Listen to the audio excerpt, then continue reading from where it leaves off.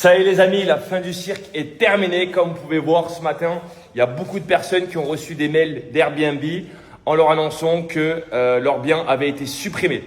Donc on en revient au fait qu'il y a beaucoup de personnes qui ne respectent pas les lois ici en Indonésie, qui ne sont pas dans la légalité, qui avaient des biens illégaux, d'accord? Donc des biens illégaux de plusieurs façons, hein. Des biens sans permis de construire, sans licence d'exploitation.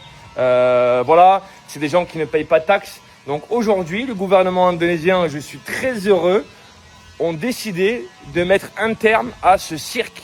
Donc voilà, il y a un gros marché qui va s'ouvrir pour les personnes comme moi, comme d'autres confrères qui font tout pour être en bonne et due forme, pour respecter les lois.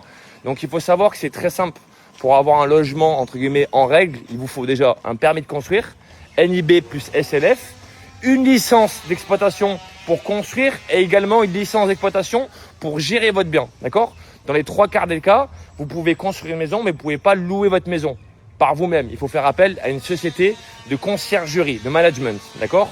Et également, par la suite, il faut payer des taxes, d'accord? Des taxes sur le revenu qui correspondent à 10%, c'est pas énorme.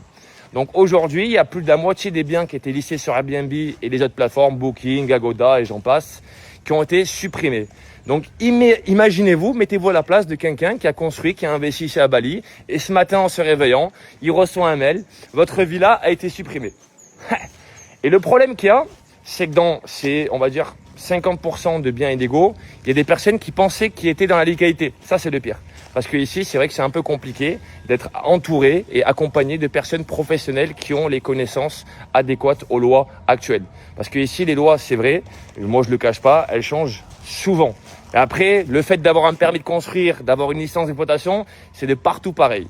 Donc aujourd'hui, les amis, voilà, le gouvernement indonésien durcit les règles et je suis très heureux parce que nous, on met tout en œuvre pour justement respecter les lois et il y a des gens qui ne respectent rien.